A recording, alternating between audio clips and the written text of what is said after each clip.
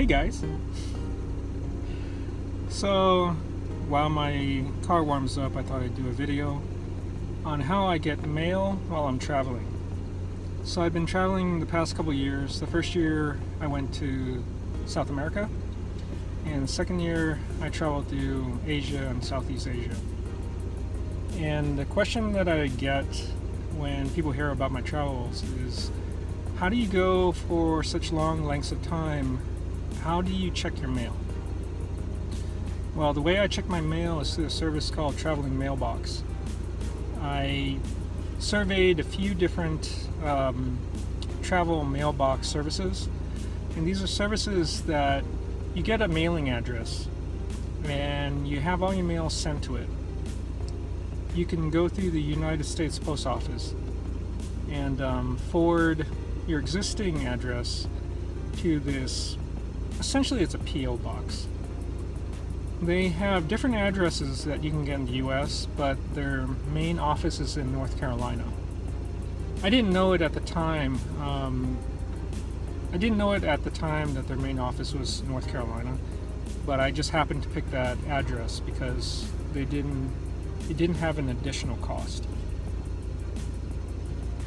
So I got that, and for the price, I think it's like 15 bucks a month.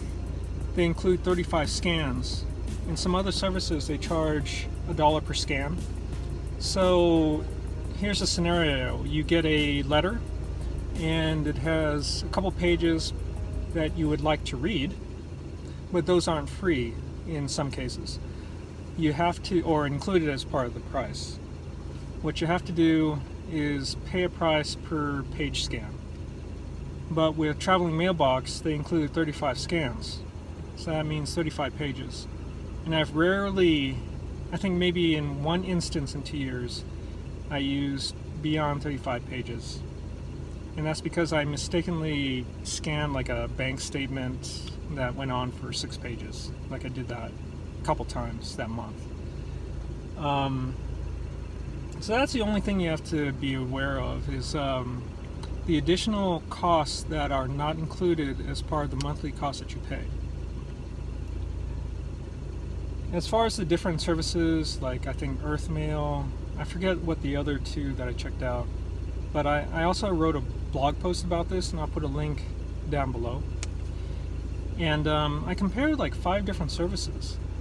And Traveling Mailbox was the most cost-effective, had the most services that were included. They could even forward packages. So you could have packages sent to this address and then have it forwarded onto any address. So, for example, when I was in Thailand, I received a package and I just forwarded that to my parents' place. And I picked it up when I was back in the States. So, Europe, other countries, they have different services. Like the UK, I think there's something called UK Post or UK Postbox.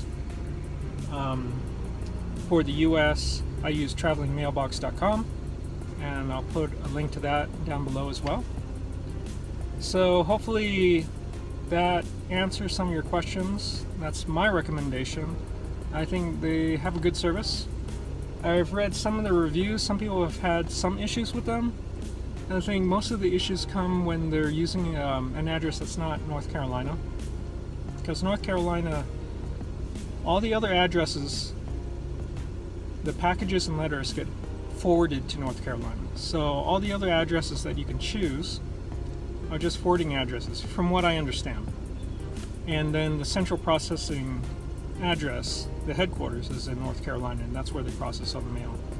If you want to reduce a step and have less problems, send it to North Carolina. Like I say, I've used it for the past 2 years. And I'm continuing to use them, even though I'm in the States. It's just really convenient. And that allows me to leave at any time. Anyway, hopefully this is useful to you. If you want to check it out, check the links below.